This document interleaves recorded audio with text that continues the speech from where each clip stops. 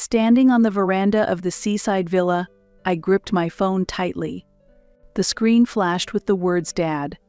Anger swirled deep within my chest. "You went ahead and did whatever you wanted, didn't you?" I said, my voice trembling. On the other end of the line, I could hear the breathing of my father, Daniel. "Margaret, I thought you'd understand. Diana needs money. If we don't pay off the debt, well, it's only natural for family to help each other." At his words, I let out a bitter smile. Ah, the usual family card. I am Margaret Moore. My parents, who adored my 2 years younger sister, Diana, had always been like this. My earliest memory was of my 5th birthday. I was overjoyed when my parents gifted me the red bicycle I had been dreaming of. But that happiness didn't last long. Diana took an interest in the bike and soon claimed it as her own. Diana wants it, doesn't she? You're the big sister, so let her have it. In the end, the bike became Diana's. My small protest, but it was my birthday present, fell on deaf ears. When I entered elementary school, the same thing happened. The pencil case I received as a gift for starting school caught Diana's eye. Eventually, I was made to switch to a different one. "Diana is still young, so she wants what you have," my mother explained, always giving in to Diana's demands. Extracurricular activities were also all about Diana. When I expressed my desire to take swimming lessons, my parents immediately shut it down. We're spending money on Diana's piano lessons? Besides, Diana would feel lonely on her own. For Diana's activities, piano, ballet, painting, money was no object. Meanwhile, I wasn't allowed to do anything outside of school clubs. Whenever I finished my homework and wanted to go out to play, I was told, "Help Diana with her studies." Both of our parents attended Diana's school events, but when it came to mine, they always said, "We are too busy at work." Even when I came in first in a race during sports day, no one noticed because Diana had fallen and was crying. During an open school day, I gave a speech as class president, but my parents skipped it to attend Diana's event. When I was elected as a class representative in 6th grade, I didn't even bother telling my parents. I knew the conversation would just circle back to Diana. What stands out most in my memory was my 3rd year of high school. I worked tirelessly to get accepted into my first-choice university. But my parents' reaction was cold. "Oh, that's nice," my mother said indifferently. "I'm more interested in Diana's mock test results." That evening at dinner, my mother made all of Diana's favorite dishes. It was supposed to be a celebration of my achievement, but every topic revolved around Diana. No one shared in my efforts or joy. For Christmas, Diana always received expensive gifts, while I got practical items like stationery or clothes. Even the travel expenses for my club competitions were denied because the money was needed for Diana's piano lessons. Diana is sensitive. Diana is delicate. By the time I entered university, I had completely given up on my relationship with my family. It was during this time that I met Ken in the windsurfing club. I was a freshman and a total beginner, constantly at the mercy of the waves. Ken, on the other hand, was older than me and the captain of the club. On the first day of practice, I was thrown into the sea countless times. I swallowed salt water, and my eyes stung unbearably. Just as I was about to give up, Ken extended his hand to me. "Everyone starts like this," he said. I fell all day long when I was a freshman too. I cannot describe how much those words saved me. Up until then, I had rarely experienced kindness in the face of failure. One particularly memorable moment happened on the final day of our training camp. At dusk, I was alone, battling the waves. I hadn't managed to stand up even once that day, and this was my last chance. "Margaret, the wind is shifting," Ken shouted from the shore. The moment I heard his voice, everything suddenly became clear. The direction of the wind, the movement of the waves, the feel of the board. Before I knew it, I was standing on the waves. I did it. My teammates cheered. But the only thing I saw was Ken's beaming smile. Don't tense up on the board, Ken gently advised me. Feel the waves and move with them. For some reason, those words deeply resonated with me. No one had ever treated me with such care before. My parents always focused on Diana and showed little interest in my efforts or achievements. Margaret, you've got talent, Ken told me. Your intuition for reading waves is amazing. It wasn't just his technical guidance that drew me in. It was also his kindness and the occasional mischievous expressions he wore. A few months later, we started dating. When I graduated from university, we decided to turn our passion for marine sports into a business and started an import company. The people around us were against it. My parents, in particular, strongly opposed the idea. We worked tirelessly to raise the startup capital. I juggled 3 part-time jobs, while Ken borrowed money from his family. Our first office was a small apartment 30 minutes on foot from the nearest station. All the furniture, desks, cabinets was second-hand. "This is our starting line," Ken said with a laugh. And I laughed with him. Finding business partners was far more challenging than we had imagined. "You're too young. You have no track record." We were rejected time and time again. But we refused to give up. We attended marine sports tournaments, built relationships with athletes, and gradually earned their trust. Our turning point came when we met a small manufacturer in Australia. They had also just started their business and were looking to expand into the US market. Perhaps our passion resonated with them, and we managed to secure an exclusive distributor contract. The night we signed that contract, we celebrated in our office with a cheap bottle of sparkling wine. While snacking on canned appetizers, we talked about our future. Looking back now, that might have been the true beginning of our journey. "How do you plan to survive with such an unstable business?" my father asked. "Diana is struggling. So you need to help the family," my mother said, her mind still entirely consumed by Diana. My younger sister, Diana, had dropped out of university, hopped from one part-time job to another, and spent her days aimlessly having fun. Every time she racked up debts, my parents stepped in to clean up after her. They always defended her, calling her a poor child. In contrast, they placed strict demands on me. But Ken was different. He believed in my dreams and was ready to walk the path with me. "If it's us, we can make it happen," he said. With those words in my heart, we took one step at a time to grow our company.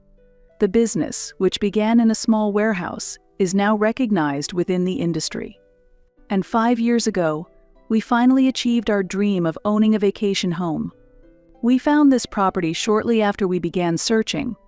Perched on a hill surrounded by trees, it offered a breathtaking view of the ocean that instantly captivated us. "This is the one," Ken said, and I was thinking the same thing. My parents opposed it again. "It's unnecessary to spend so much money on such a luxury," they said. But their disapproval wasn't just about the expense. They still hadn't fully accepted my work. However, that didn't matter to me. This was the proof of the dream Ken and I had built together. On our first night at the vacation home, we sat on the deck, gazing at the starry sky. As we listened to the sound of the waves, Ken held my hand. "Margaret, let's grow old together here." Those words still warm my heart today, but everything started to crumble with a single phone call from my father. It was the morning of the second day after I returned from a business trip to Southeast Asia. I was visiting the vacation home. "Margaret, I need to talk to you," my father said, his tone carrying a hint of forced confidence. "Did something happen?" I asked casually. At that moment, I had no idea I was about to be pulled back to harsh reality in such a way. "It's about your vacation home," my father began. His words immediately gave me a sense of unease. "The vacation home? What about it?" "I've already sold it. The ownership transfer will take place next month." For a moment, I couldn't grasp the meaning of his words. "Sale? Transfer? Our precious vacation home? What are you talking about?" My voice trembled. "Diana is in trouble. She failed at an investment and now has $200,000 in debt, my father explained, his tone sounding like an excuse. And what does that have to do with our vacation home? Anger burned hot in my chest. Margaret, I thought you'd understand. Diana needs money. If we don't help the collectors, you went ahead and did whatever you wanted, didn't you? I said in an icy voice. My grip on the balcony railing tightened. You barely even used the vacation home, my father said, his tone growing more forceful. Diana's life is at stake. Is a vacation home you rarely use more important than your sister's life? That's Diana's problem, I replied, struggling to keep my trembling voice steady. To sell the vacation home without our consent. How did you even manage to proceed with the sale? I sensed a moment of hesitation in my father's response. I had your signatures, and the documents were already prepared. You forged them. My heart pounded as the gravity of my parents' actions began to sink in. Margaret, listen to me. Diana isn't at fault. She was just tricked. No, this is a crime. An unauthorized sale is fraud. My voice was cold. I'm contacting the police. I heard my father gasp on the other end of the line. The police? Don't be ridiculous. How can you bring a family matter outside? No, this isn't just a family matter. It's a crime, I said firmly, gripping the railing tighter. Dad, Mom, it's time you stopped cleaning up Diana's messes. Before me stretched the vacation home that Ken and I had worked so hard to save for over the years. It was the place where we dreamed, windsurfed, and gazed at the stars while sharing our hopes for the future. Margaret, we're family, aren't we? Helping each other is what family does, my father pleaded, his voice shifting to a tone of desperation. Yes, we're family, I said, letting out a deep sigh. And that's why I have to report you and Mom for fraud. As I ended the call, only the sound of the waves remained in the air. The salty breeze cooled my flushed cheeks. I couldn't believe my parents had sunk this low. Their twisted devotion to Diana had finally crossed an unforgivable line. Perhaps, in part, I was to blame for not stopping them sooner. But enough was enough. I slipped my phone into my pocket and returned inside the vacation home. An hour later, my phone rang again. This time, it was Ken. Margaret, are you okay? Hearing his voice, I felt a little calmer. Yes, I just finished talking to my father. I got a call from the potential buyer, Ken said, his voice steady. It turns out they're one of my younger friends from university. When I explained the situation, they understood immediately. The sale has been called off. I let out a deep sigh of relief. At least that was one problem solved. Thank you, Ken. I also heard from the police. They found the forged documents your parents used. His words made my chest tighten. How far are you willing to fall, Dad and Mom? Ken arrived at the vacation home later that evening. Even in the middle of his workday, he had come to check on me out of concern. Are you okay? He asked, his gentle voice bringing me a much-needed sense of comfort. Ken gently embraced me. Within his arms, the tears I had been holding back finally spilled over. Why? Why would they do this? Do they think they can do anything as long as it's for Diana? Margaret. Ken stroked my hair as he spoke softly. You've done nothing wrong. In fact, I'm proud of you for standing your ground. Those words soaked into my heart. The following day, the police launched a full-scale investigation. My parents were subjected to questioning on charges of attempted fraud. My mother called me repeatedly, but I didn't answer. A week has passed since then. On the deck of the vacation home, we watched the sunset over the ocean. The sound of waves crashing against the shore quietly soothed my heart. I remember Ken said quietly, "The day we found this place." I remembered too. The day we toured the property, we decided on the spot. Though the house was old, fixing it up became part of our memories. We repainted the railings, replaced the floorboards, and renovated the kitchen. Every bit of work was done by the two of us. Sometimes we argued, But even those moments now feel nostalgic, Margaret Ken said, holding my hand. We're in this together. Whatever challenges come our way, we'll face them as a team. I nodded. My relationship with my parents may never return to what it once was. But that's okay. This is our life, our choices. And this seaside vacation home is the proof of our love. Meanwhile, the police investigation progressed steadily. As it unfolded, more details about my parents' actions came to light. They had known from the beginning that the property was jointly owned by Ken and me, yet they proceeded with the sale anyway. The forgery of documents was carefully planned. It was revealed that during their explanation to the prospective buyer, they provided false information. They had been preparing for this for 3 months. First, they forged my signature. Then, they skillfully imitated Ken's signature to falsify the agreement of sale. To the real estate agent, they lied, saying, "Our daughter and her partner are being relocated overseas and can no longer manage the property." The most shocking revelation was that my mother had spread rumors in the neighborhood. She claimed, "Margaret and her husband racked up debts and are forcing us to clean up after them." She was willing to tarnish her own daughter's reputation just to protect Diana. Diana got involved in a fraudulent investment scheme my mother reportedly confessed tearfully during the police questioning. It was supposed to be just $10,000 at first, but before we knew it, it had become $200,000. My parents had drained their savings and sold off land to cover the debt. Even that wasn't enough, so they tried to sell our vacation home to make up the difference. Diana isn't to blame, my mother insisted during questioning. She was just tricked. She's not as smart as Margaret. It was said that even the officer conducting the interrogation was left speechless by her words. My emotions were complicated. I could hardly believe my own parents had resorted to such actions. Then one day, Diana contacted me. "How could you do this, sis?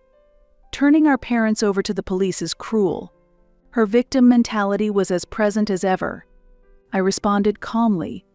"Diana, do you realize they tried to sell the vacation home Ken and I cherished just to cover your debt? That's a crime. But we're family, aren't we? I'm really struggling here. It's time you started taking responsibility for your actions. I'm done cleaning up after you." After hanging up, an overwhelming fatigue washed over me. Since childhood, Diana had been coddled by our parents. While I studied diligently and worked hard at my job, Diana lived recklessly, relying on our parents to bail her out every time she failed. I'd lost count of how many times Diana had racked up debt. It started with a student loan during her first year of college. Initially, it was a small amount, $3,000 from a consumer finance company. Her reason? To go shopping for luxury brands with friends? Instead of scolding her, my parents excused her behavior, saying, "She's just a young girl, it can't be helped," and paid off the debt immediately. 2 months later, we discovered she had misused her tuition money. It had been spent on trips with friends and new clothes. My father dipped into his savings to cover the $30,000 shortfall. Diana lacks life experience, they said. It's natural she doesn't understand the value of money. Rather than reprimand her, my parents defended her with excuses. In her 3rd year, Diana abruptly announced she was dropping out of college. Her reason? "I can't keep up with the classes." Shortly after, she began working part-time at a restaurant. There, she started dating a customer. Eventually, he introduced her to an investment scheme, and she lost $38,000. "You wouldn't understand, Margaret." "Because you're so smart," Diana said, glaring at me as if I were the problem. "He's the only one I have." My parents begged her to break up with him and managed to persuade her, but once again, they paid off her debt. Their retirement savings were nearly depleted. And now, this. Duped by another fraudulent investment scheme, Diana had accrued $200,000 in debt. This time, my parents had no means left to cover it. So they turned to selling our vacation home. They spoiled her too much, I had always pointed out. But my mother would shake her head. Diana is a fragile girl. We have to protect her. My parents' excessive devotion to Diana was destroying her. She lacked any sense of personal responsibility, repeating the same mistakes while insisting I'm the victim. When I decided to start my own business, my parents vehemently opposed it. You should just join a stable company, they said. You need to be responsible for Diana too. But I had already escaped from that curse. With Ken as my partner and supporter, I had begun to walk my own path. And yet my parents tried to take away the place that meant so much to us in the end. The total debt, as far as I knew, exceeded $400,000. Every time, my parents defended Diana as the poor girl and continued to clean up her messes. Diana isn't at fault. Society is just too harsh. You're lucky, Margaret, so you should help. Those words now echoed with bitter irony. In the end, my parents ruined Diana's life by spoiling her. And now, they were trying to destroy ours as well.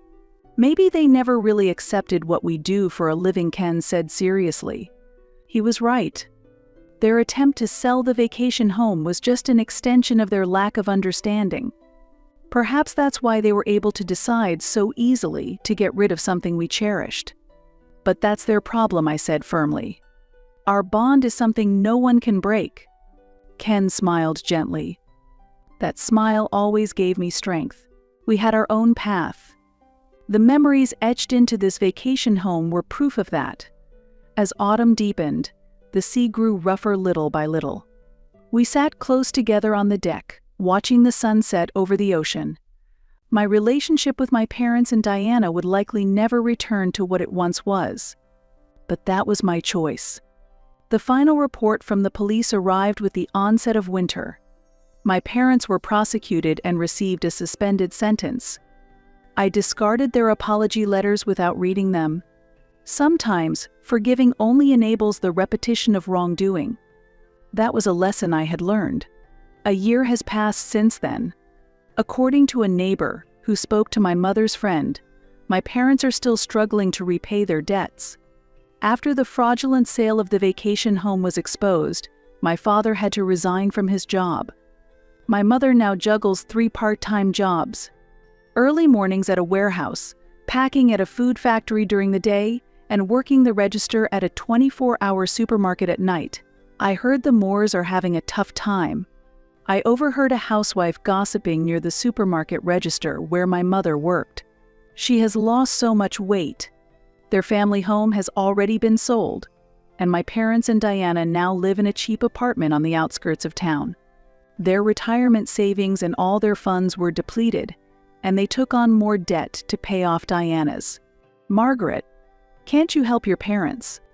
Relatives called me multiple times with the same question. And every time I gave the same answer. They'll have to solve their problems on their own. Diana hasn't changed. She met a man at a nightclub and is now considering another investment scheme. This time, it's foolproof. I'm definitely going to make money. When my parents tried to stop her, Diana lashed out. I'm struggling, and you're acting like Margaret's so cold-hearted. Just help me. But my parents no longer had the means to support Diana. They were barely managing to keep up with monthly repayments. My father had taken on a night security job, working weekends without a break. My mother spent her days scouring supermarket sales for discounted items. She can't afford to be picky, neighbors would say, though she was once seen crying alone on the roadside late at night. Diana, angry at being abandoned by my parents, directed all her fury toward me. This is all your fault, sis. Reporting them to the police ruined everything. We could have solved it all just by selling that stupid vacation home.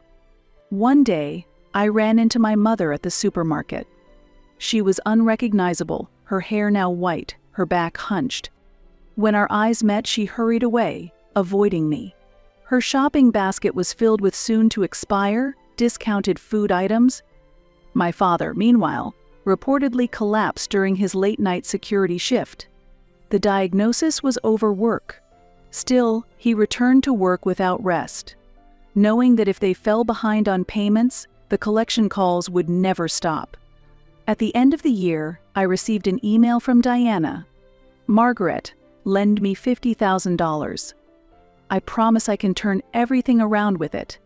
She had maxed out her consumer loans. Her credit cards were unusable. There was no one left, friends or acquaintances she could borrow from. Cornered, Diana was turning to me for help. I didn't reply. Instead, I sent my parents information on counseling and debt relief services. That was the most I could do for them now. Why didn't we realize what was happening before it got this bad? The words of my mother's friend lingered painfully in my heart. But this was the path my parents had chosen.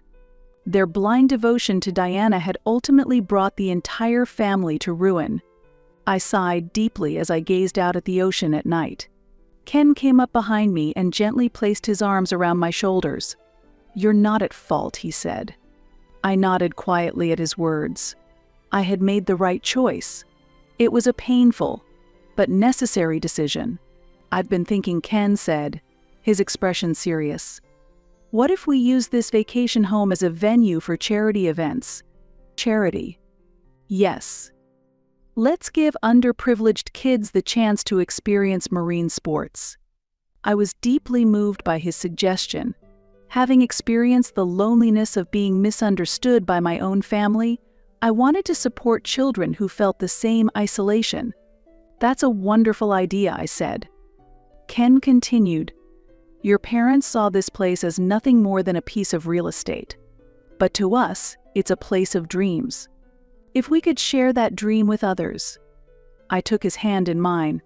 Ken always understood the deepest corners of my heart. "Let's do it," I said with determination. We changed into our wetsuits. Riding the waves, I felt a pure sense of happiness. Yes, my relationship with my biological family was lost.